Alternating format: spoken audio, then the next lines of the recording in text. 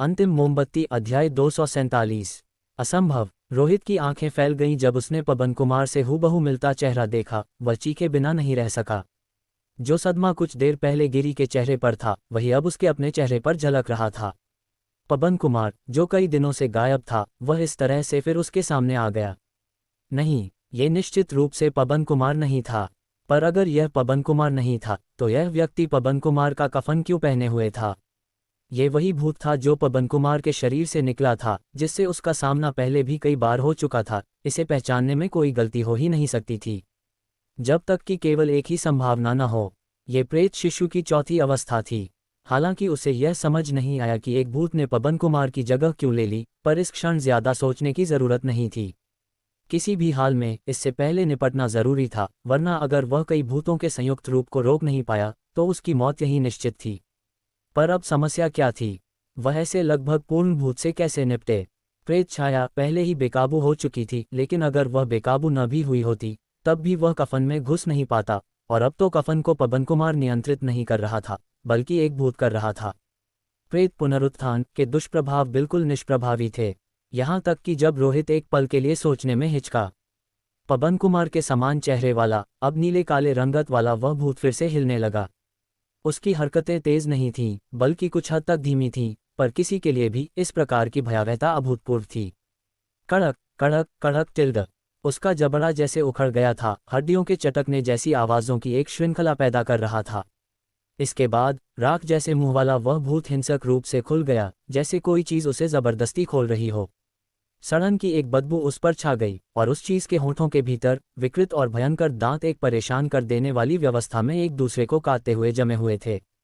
इन दांतों को देखकर रोहित को तुरंत वह कटा हुआ हाथ याद आ गया जो उसने यहाँ आते समय देखा था। उसे इसी चीज ने काटा था, और उसके सामने वाले इस भूत के अलावा किसी और प्रेत शिशु के दांत नहीं थे। वे मनुष्यों को पूरा निगल कर खा जाते थे, और रोहित ने ये दांत पहले भी देखे थे। ये पवन कुमार के शरीर के अंदर मौजूद दूसरे भूत के थे। ये विचित्र दांत प्रेत क्षेत्र को भी काट सकते थे, पर इनके उपयोग की कीमत बहुत अधिक थी, यहाँ तक कि पवन कुमार भी शायद ही कभी इनका उपयोग करता था। अब हालांकि जब वे प्रेत शिशु के हाथों में आ गए थे और कफन के साथ संयुक्त हो गए थे, तो ये केवल निराशा पैदा कर रहा था। मुंह अब अकल्पनीय हद तक फट गया था, सड़न की बदबू चारों ओर फैल रही थी। वह भूत ऐसा लग रहा था जैसे वह रोहित का सिर काटकर उसे जिंदा ही खा जाना चाहता हो। रोहित चौंक गया। बिना कुछ और सोचे उसने खुद को उस कठोर गहरे नीले हाथ से छुड़ाने के लिए जोरदार संघर्ष किया। फिर वार से बचने के लिए जितना हो सका उतना नीचे झुक गया, और बाल बाल उस वार से बच निकला। शायद इसलिए कि वे उसके अपने प्रेत क्षेत्र के भीतर थे। प्रेत आंख और यह भूत दोनों ही दबे हुए थे, कुछ पहलू पूरी तरह से सामने नहीं आए थे। अविश्वसनीय रूप से उसका सामान्य मानव शरीर खुद को छुड़ाने और सफलतापूर्वक बचने में कामयाब रहा। मृत पवन कुमार ने इसके बजाय प्रेत क्षेत्र को काट खाया। लाल रंग का प्रेत क्षेत्र क्रूरता से फट गया, और एक गहरा नीला धुआं उस चीर के माध्यम से अंदर रिस गया, जिससे आसपास का माहौल फिर से तेजी से काला हो गया।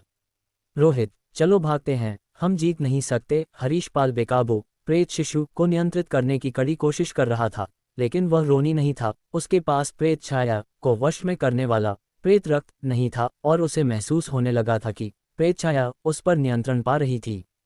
रोहित की विफलता देखकर वह सिहर गया। अब हम भाग नहीं सकते। मेरा प्रेत क्षेत्र नियंत्रण से बाहर है, और अब मैं भी इसे छोड़ नहीं सकता। ये शुरू से ही एक हताश जुआ था। कौन इतना सोचता? मुझे एक बार फिर अपनी जान जोखिम में डालनी होगी। रोहित का चेहरा ठंडे पसीने से भीगा हुआ था। वह घबराकर पीछे हट रहा था, उम्मीद कर रहा था कि भूत तुरंत पीछा नहीं करेगा, जिससे उसे थोड़ी सी भी उम्मीद मिल सके। उसने आखिरी बार प्रेत मोमबत्ती निकाली। उसने अपनी सारी उम्मीदें इस पर टिका दीं।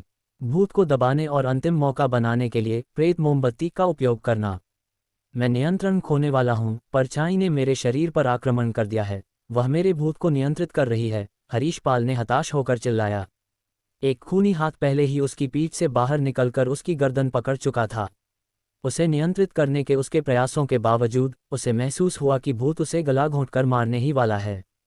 मुझे 1 मिनट दो, नहीं 30 सेकंड। अगर तुम्हें अपनी सांस रोकनी पड़े तो भी रोको, पर मेरे लिए टिके रहो। जैसे ही रोहित चिल्लाया, उसके हाथ कांप रहे थे जब उसने प्रेत मोमबत्ती के अंतिम सिरे को जलाने के लिए सुनहरे लाइटर को जलाया। प्रेत मोमबत्ती लगभग 10 सेंटीमीटर बची थी। ऐसा लग रहा था जैसे यह और 10 मिनट तक जल सकती है, लेकिन आसपास जितने अधिक और भयंकर भूत होते थे, प्रेत मोमबत्ती उतनी ही तेजी से जलती थी। ये थोड़ी सी मात्रा शायद 2 मिनट भी नहीं टिक पाएगी। हफ्टिल्ड, प्रेत मोमबत्ती की भयानक प्रेत ज्वाला इस क्षण रक्त लाल प्रेत क्षेत्र के भीतर प्रज्वलित हुई।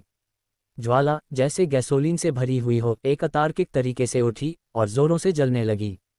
चलो फिर से चलते हैं। प्रेत मोमबत्ती को पकड़कर रोहित ने एक बार फिर सूखी हुई उंगली को कसकर पकड़ा और आगे बढ़ा। पर इससे पहले कि वह एक कदम भी उठा पाता, प्रेत मोमबत्ती अजीब तरह से एक हिस्से में छोटी हो गई। 10 सेंटीमीटर से घटकर 5 से भी कम। रोहित ने एक बार देखा और भयभीत होकर पाया कि प्रेत मोमबत्ती पर काटने के निशान थे और उसके सामने पवन कुमार जैसा दिखने वाला भूत अपने होंठ हल्के से हिला रहा था, कुछ चबा रहा था। हे भगवान, इस भूतिया प्राणी ने वास्तव में प्रेत मोमबत्ती का आधा हिस्सा खा लिया था। यह विशेष प्रेत मोमबत्ती, जो किसी भी भूतिया हमले को रोकने में सक्षम थी, न केवल भूत को पीछे नहीं हटने दे पाई, बल्कि उसे भोजन के रूप में खाया जा रहा था। क्या उसकी भयावहता का स्तर उस बिंदु तक पहुंच गया था जहां उसे दबाने के लिए सभी तरीके असमर्थ थे? लेकिन चाहे कुछ भी हो, इस समय पीछे हटने का कोई रास्ता नहीं था। मरने पर भी उसे यह अंतिम लड़ाई लड़नी ही थी। रोहित अपने दिल की धड़कन को काबू करते हुए अपने हाथ में बची हुई प्रेत मोमबत्ती को देखा। वह अभी भी जल रही थी, लेकिन जिस दर से वह जल रही थी वह वास्तव में अलार्मिंग, चौंकाने वाली थी। अनुमान था कि शेष हिस्सा बुझने से पहले 1 मिनट से भी कम समय तक चलेगा। किसी भी पल बुझ सकने वाली प्रेत मोमबत्ती के साथ वह भूत के सामने भागा। प्रेत मोमबत्ती की आग प्रभावित हुई लग रही थी, एक आसन विस्फोट की भावना दे रही थी और उसके जलने की गति और भी भयानक हो गई। हरी प्रेत ज्वाला ने भूत को घेर लिया, जो हिलना बंद हो गया लग रहा था, यहाँ तक कि मरोड़ता हुआ मुंह भी रुक गया था, ये सुझाव देते हुए कि प्रेत मोमबत्ती का अभी भी अन्य भूतों पर थोड़ा बहुत दबावकारी प्रभाव था, या शायद प्रेत मोमबत्ती खाने से उसका पेट खराब हो गया था और वह ठीक महसूस नहीं कर रहा था। रोहित ने दांत भींचते हुए सूखी हुई उंगली से एक बार फिर पवन कुमार जैसे दिखने वाले भूत की ओर वार किया। इस बार उसने कफन से बचते हुए प्राणी की गर्दन को निशाना बनाया, लेकिन वह समझ गया कि अगर कफन काम करता तो कहीं भी वार करना व्यर्थ होता। भूतिया हवा किसी भी हमला किए गए क्षेत्र को पहले से ही रोक देगी, कोई कमजोर बिंदु नहीं छोड़ेगी। तो अब वह केवल जुआ खेल सकता था, शर्त लगा रहा था कि प्रेत मोमबत्ती की रोशनी का अंतिम विस्फोट अभी भी उन्हें घेरने वाले अनगिनत भूतों को दबा सकता है। सूखी हुई उंगली पर घूमता हुआ गहरा काला नाखून था, ठंडा और कठोर। उस क्षण यह अजीब नाखून एक छोटी चाकू की तरह उसके सामने के भूत की गर्दन में आसानी से घुस गया, एक चीरा फाड़ दिया और बिना किसी प्रतिरोध के अंदर चला गया। फुस्टिल्ड, यह मृत मांस के एक टुकड़े में वार करने जैसा था। सूखी हुई उंगली अंगुलियों के अंतिम जोड़ को छोड़कर पूरी तरह से गहरे हरे रंग की त्वचा और मांस में धंस गई, भूत के गले को भेद दिया। हालांकि भूतों को मारा नहीं जा सकता था, गला अभी भी मानव शरीर पर एक कमजोर जगह थी। अगर यह कदम सफल नहीं हुआ तो और कुछ कहने को नहीं था। यह अंदर चला गया। निराशा भरा कदम उम्मीद से कहीं ज्यादा आसान रहा। जब तक रोहित को एहसास हुआ कि क्या हुआ था, तब तक वह अपनी पकड़ छोड़ चुका था, अनजाने में कुछ कदम पीछे हट गया था। हफ्टिल्ड, प्रेत मोमबत्ती का अंतिम सिरा अभी पूरी तरह से नहीं जला था, लेकिन उस पर लगी ज्वाला तेजी से सिकुड़ रही थी और एक समय का भयंकर जलना धीमा हो गया था। ऐसा लगा कि यह बदलाव इस बात का संकेत दे रहा था कि वास्तविक खतरा टल गया था। क्या ये काम करेगा? अब हरे काले चेहरे वाले पवन कुमार को घूरते हुए रोहित का माथा ठंडे पसीने से भीगा हुआ था। वह कांप रहा था, अनिश्चित था कि यह घबराहट से था या आतंक से। उसके सामने वाली चीज फिर से नहीं हिली। अगर वह अब भी हिल सकती थी तो इसका मतलब होगा कि कार्रवाई विफल हो गई थी और वहां मौजूद हर कोई केवल अपनी मौत की घोषणा कर सकता था। रोहित, रोहित, इसकी चिंता मत करो, मेरी मदद के लिए आओ, हरीशपाल ने उस क्षण आग्रह किया। उसका चेहरा तनाव से लाल था, सहायता के लिए एक मुश्किल भरी चीख निकल रही थी। इस क्षण 2 हाथ उसकी गर्दन पर कसे हुए थे, उसके अपने और पीछे से फैली हुई एक खूनी प्रेत हाथ। दोनों हाथ उसके नियंत्रण से बाहर लग रहे थे, उस पर हमला कर रहे थे। धिक्कार है। रोहित ने प्रेत मोमबत्ती के अंतिम सिरे पर एक नज़र डाली, उसका भाव अचानक बदल गया और वह जल्दी से उसकी ओर दौड़ा। हरीशपाल बिल्कुल भी मर नहीं सकता था, कम से कम इस समय तो नहीं। उसकी मौत एक भयंकर भूत को आज़ाद कर देगी, जिससे एक और नाइटमेयर दुर्स्वप्न शुरू हो जाएगा, और रोहित पहले से ही किसी और चीज से निपटने की स्थिति में नहीं था। अध्याय 248, निश्चल शव। अपनी सूखी उंगलियों को भूत की गर्दन में घुसाने के बाद रोहित के पास परिणाम का इंतजार करने का भी समय नहीं था। उसे प्रेत मोमबत्ती की अंतिम लौ का उपयोग करके बाद की परिस्थितियों से निपटना था, अन्यथा अगर वह सफल भी हो जाता तो भी वह और उसके साथी मर जाते, जिससे पूरा प्रयास अर्थहीन हो जाता। उसने महसूस किया कि उसके शरीर के पुनर्जीवन की हलचल थम गई है।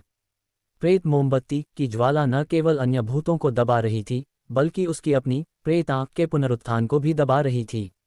उसकी अंतिम आंख अंततः बाहर नहीं निकल पाए। जब तक वह पूरी तरह से ठीक नहीं हो जाता तब तक उसके लिए नियंत्रण वापस पाने का एक मौका था, खासकर इसलिए क्योंकि उसने पहले दो भूतों पर महारत हासिल कर ली थी और बड़ी मुश्किल से संतुलन बनाए रख सकता था। हरीश पाल के पास भागते हुए रोहित ने पहले उसे बचाने की कोशिश नहीं की। अपनी खुद की ताकत से वह निश्चित रूप से उन खूनी हाथों को हटा नहीं सकता था। इसके बजाय उसने सीधे हरीश पाल के नीचे की गहरी काली परछाई को देखा। प्रेत मोमबत्ती की अंतिम लौ अभी भी नाच रही थी। जब तक वह दबा हुआ था, उस समय का लाभ उठाते हुए रोहित ने जानबूझकर अपने हाथ में मौजूद प्रेत आंख और प्रेत छाया के बीच संपर्क कराया। उसने महसूस किया कि एक आंख उसके शरीर से छीन ली जा रही है और प्रेत छाया में जा रही है। यह अलगाव बेहद संक्षिप्त था। जैसे ही एक प्रेत आंख छीन ली गई, रोहित को महसूस हुआ कि उसका शरीर काफी हल्का हो गया है। इसी बीच प्रेत मोमबत्ती की अंतिम लौ पूरी तरह से बुझ गई। दबाव गायब हो गया। प्रेत छाया ने फिर से नियंत्रण खो दिया, लेकिन तब तक बहुत देर हो चुकी थी। एक प्रेत आंख पहले ही प्रेत छाया के शरीर में प्रवेश कर चुकी थी। अपना खुद का शरीर न होने पर प्रेत छाया प्रेत आंख पर कब्जा नहीं कर सकती थी, जब तक कि वह हरीश पाल के शरीर पर कब्जा न कर ले। उस समय प्रेत आंख अब दमनकारी नहीं रहेगी, बल्कि उसे उपहार में दिया गया एक शारीरिक अंग बन जाएगी। कहा जा सकता है कि यह तब एक अत्यंत खतरनाक क्षण था। अगर हरीश पाल मर गया तो प्रेत छाया अनियंत्रित हो जाती, हरीश पाल के शरीर पर कब्जा कर लेती, फिर हरीश पाल के भूतों को हड़प लेती और उसके बाद उसकी अपनी प्रेत आंख पर कब्जा कर लेती। एक अज्ञात आतंक एक बार फिर उभर आता। यह आतंक निश्चित रूप से पवन कुमार के साथ हालिया मुठभेड़ से कम नहीं होगा और संभावित रूप से उससे भी आगे निकल जाएगा। उस समय रोहित मृत्यु से ठीक पहले गर्व से घोषणा कर सकता था, वह भूत देखा। वह प्रभावशाली है ना? हाँ, मैंने उसे पाला है। और फिर अन्य भूत साधक संपर्क में आने पर रोहित के 8 पीढ़ियों के पूर्वजों को कोसने में जरा भी नहीं हिचकिचाएंगे। उस क्षण गहरी काली प्रेत छाया पर एक भयानक आंख से लाल चमक निकली, जिसने अनियंत्रित प्रेत छाया को थोड़ा सा सीमित कर दिया। लेकिन ये पर्याप्त नहीं था। इस चीज को रोकने के लिए कम से कम 5 प्रेत आंखें की जरूरत थी। बुझी हुई प्रेत मोमबत्ती को नजरअंदाज करते हुए रोहित ने प्रेत आंख को जल्दी से प्रेत छाया में स्थानांतरित कर दिया, इन आंखों का उपयोग करके उस इकाई को मजबूती से रोकने के लिए, साथ ही अपने बोझ को भी कम करने के लिए, जिससे भूत के पुनरुत्थान के परिणामों का बड़ा हिस्सा प्रेत छाया द्वारा वहन किया जा सके। इस तरह वह मुश्किल से अपनी पिछली स्थिति में ठीक हो सका। प्रक्रिया कुछ हद तक जोखिम भरी थी, लेकिन सौभाग्य से प्रेत छाया के पास दिमाग नहीं था और जिस पर उसने हमला किया वह हरीश पाल था। हरीश पाल, जिसने 2 भूतों पर भी महारत हासिल कर ली थी, इतनी आसानी से नियंत्रित नहीं हुआ था और अभी भी संघर्ष और प्रतिरोध कर सकता था। अगर प्रेत छाया ने उस पर हमला करने का रुख किया होता तो रोहित अपनी वर्तमान स्थिति में सबसे अधिक संभावना मर जाता।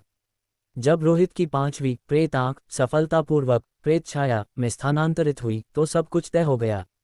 खुली हुई प्रेत आंखें 5 किले की तरह थीं, जिन्होंने प्रेत छाया को जमीन पर जकड़ दिया, उसे अचल कर दिया। उसी समय काली परछाई धीरे धीरे हरीश पाल के शरीर से अलग हो गई, जिससे उसे भौतिक रूप प्राप्त करने से रोका जा सका। हरीश पाल ने खुद को नियंत्रित करने वाली चीज को गायब होते हुए महसूस किया और उसने तुरंत अपनी बाहें छोड़ दी, हाँफते हुए और जोर से खांसते हुए।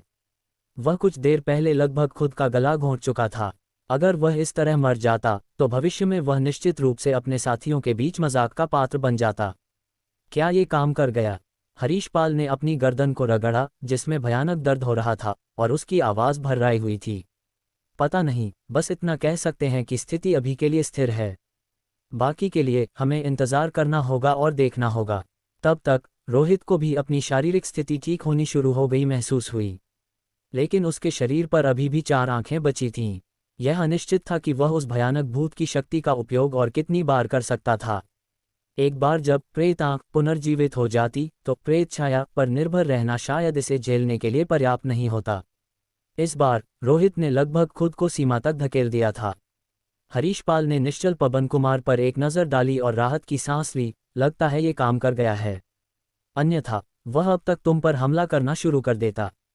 ये भूतिया चीज आखिरकार क्या है, और इसने पवन कुमार का रूप क्यों ले लिया और उसके दोनों भूतों पर नियंत्रण क्यों कर लिया? कौन जानता है, लेकिन मुझे एक अंदेशा है कि यह मामला अभी खत्म नहीं हुआ है, रोहित ने कहा।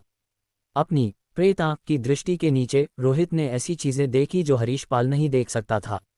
प्रेत क्षेत्र के बाहर जो तीसरे चरण के प्रेत शिशु जमा हुए थे, वे अभी भी बिखर नहीं रहे थे। हालांकि वे अचल थे, ये सिर्फ इसलिए था क्योंकि आसपास कोई लक्ष्य नहीं था, इसलिए नहीं कि वे पवन कुमार को पकड़ने से संयमित हो गए थे। आतंक जारी रहा। जल्दी से इस शापित चीज को पैक करो, फिर इस जगह से निकल जाओ, रोहित ने कहा। कंटेनर कहाँ है? चारों ओर देखते हुए उसने ट्रॉली पर सोने का ताबूत देखा। बिना किसी हिचकिचाहट के उसने ट्रॉली को प्रेत क्षेत्र में धकेल दिया और फिर पवन कुमार के मृत शरीर के पास पहुंचा। मैं तुम्हारी मदद करूंगा। हरीश पाल अब बेहतर महसूस कर रहा था और तुरंत उठकर रोहित को पवन कुमार के शव को हटाने में मदद करने लगा। भले ही शरीर निश्चल था, फिर भी इसने उनमें डर पैदा कर दिया, क्योंकि एक बार जब ये शरीर हिलना शुरू कर देता तो वह लोगों को खाना चाहेगा। रोहित, क्या हमें ये कफन उतार देना चाहिए? इस भूतिया चीज पर इसे छोड़ना बहुत खतरनाक है। मेरा सुझाव है कि हम इसे अलग से रखें, कम से कम भयंकर भूत को इसे पहनने न दें, अन्यथा अगली बार हम इससे निपट नहीं पाएंगे, हरीश पाल ने कफन को देखकर सिरदर्द के साथ कहा। रोहित की नज़र थोड़ी झपकी। ये बात तो सही है, इसे खुद मत हटाना, ये कफन काफ़ी अजीब है। अब हम और परेशानी मोल नहीं ले सकते। मैं इसे उतारने के लिए प्रेत छाया का उपयोग करूंगा। कफन ने उसे बहुत ज्यादा परेशानी दी थी, चाहे जीवित ने पहना हो या मृत ने, यह एक खतरा ही था। प्रेत छाया को हाथों के एक जोड़े में संघनित करते हुए उसने कफन की गांठ खोलने की कोशिश की, उसे भयंकर भूत से उतारने का प्रयास किया। हालांकि जैसे ही उसने कफन का एक बटन खोला, मृत पवन कुमार का हाथ थोड़ा सा हिला और पुतली रहित आंखों का एक जोड़ा हिलना शुरू हो गया, जो रोहित की ओर देख रहा था। धत तेरे की, हरीश पाल चौंक गया और तेजी से कई कदम पीछे हट गया। रोहित का भाव गंभीर हो गया। लगता है हम इस कफन को छू नहीं सकते। मुझे संदेह है कि कफन और प्रेत दांत एक संतुलन बनाए हुए हैं। एक बार जब इसे हटा दिया जाता है तो शेष प्रेत दांत पूरी तरह से भयंकर भूत द्वारा नियंत्रित हो जाएंगे, और इस तरह से नियंत्रित भूत पूरी तरह से पुनर्जीवित होने के समान है। यह उंगली शायद इसे दबाने के लिए पर्याप्त नहीं होगी, तो चलो बस इसे अभी के लिए पैक कर देते हैं और बाद में अध्ययन करेंगे, हरीश पाल ने कहा। यही एकमात्र रास्ता है, रोहित सहमत हुआ। हालांकि कफन को न हटा पाना अफसोसजनक था, पर सुरक्षा के लिए उन्हें यह विचार छोड़ना पड़ा। उन्होंने मृत पवन कुमार पर कफन के बटन फिर से लगा दिए ताकि पुनरुत्थान के जोखिम को कम किया जा सके, और एक साथ मिलकर उन्होंने उसके ठंडे कठोर शरीर को ताबूत में ठूंस दिया। सोने से बना ताबूत पर्याप्त रूप से विशाल था, इसे मूल रूप से एक भयंकर भूत के लिए तैयार किया गया था, इसलिए एक ही शव को समायोजित करना कोई समस्या नहीं थी। शरीर को अंदर रखने और ताबूत को बंद करने के बाद उन्होंने उसे अस्थायी रूप से सील कर दिया। आदर्श रूप से अगर परिस्थितियां अनुमति देती तो वे इसे पूरी तरह से वेल्ड करके बंद कर देते, लेकिन कोई समस्या नहीं होनी चाहिए। भयंकर भूत को पहले ही दबाया जा चुका था। इसे ताबूत में रखना केवल एक अतिरिक्त सावधानी थी, ये सुनिश्चित करने के लिए कि भविष्य में अगर उंगली अप्रभावी भी हो जाती है तो भी वह सीमित रहेगा। वाह, आखिरकार हो गया। वह चीज़ भयानक थी, हरीश पाल ने माथे से ठंडा पसीना पोंछते हुए कहा। वैसे अरूप गुप्ता कैसा है? मुझे उम्मीद है कि वह ठीक होगा। बेहतर होगा कि वह मरा ना हो, क्योंकि अगर वह मर गया तो हमें सौंपा गया मिशन बर्बाद हो जाएगा। अरूप गुप्ता की सुरक्षा अंकुश और मेरा मिशन नहीं था। तुम जो मुख्यालय से नहीं हो, तुम्हारे पास भी यह कैसे है? रोहित ने पूछा। एक डील है, हरीश पाल ने फुसफुसाते हुए कहा। उद्धरण चिन्ह ... उद्धरण चिन्ह, रोहित ने जवाब दिया। मैं जांच करूंगा। वह खुद नहीं जानता था कि अरूप गुप्ता मर चुका था या जिंदा, क्योंकि पहले की स्थिति इतनी खतरनाक थी कि किसी और चीज पर ध्यान देने का समय नहीं था। उसमें 4 प्रेत आंखें समाई हुई थीं। वह उदास माहौल उसकी दृष्टि को बाधित नहीं कर सकता था। वह अपने आसपास सब कुछ साफ साफ देख सकता था। जल्द ही उसने अरूप गुप्ता को शौचालय में देखा। वह सुरक्षित था, गिरी के शव के बगल में आंखें बंद करके बैठा। वह भाग्य की व्यवस्था का इंतजार कर रहा था। लेकिन अंकुश किसी समय गायब हो गया था। अंकुश यहाँ से कब गया? उन परिस्थितियों में वह कैसे जा सकता था? रोहित का भाव बदल गया। उसी समय उसे एक स्पष्ट एहसास हुआ कि अंकुश चुपके से कुछ साजिश रच रहा है, वरना वह हर मिशन में क्यों शामिल होता? और न केवल शामिल होता बल्कि एक अदृश्य व्यक्ति की तरह कुछ भी नहीं करता। अभी उसकी चिंता नहीं कर सकते। मेरा प्रेत क्षेत्र अब ज्यादा देर नहीं चलेगा, और अगर हम इसे खत्म करते रहे तो जैसे ही प्रेत आंखें पुनर्जीवित होंगी मैं बर्बाद हो जाऊंगा। चूंकि अरूप गुप्ता मरा नहीं है तो चलो उसे अपने साथ ले चलते हैं और इस जगह से निकलते हैं, रोहित ने कहा।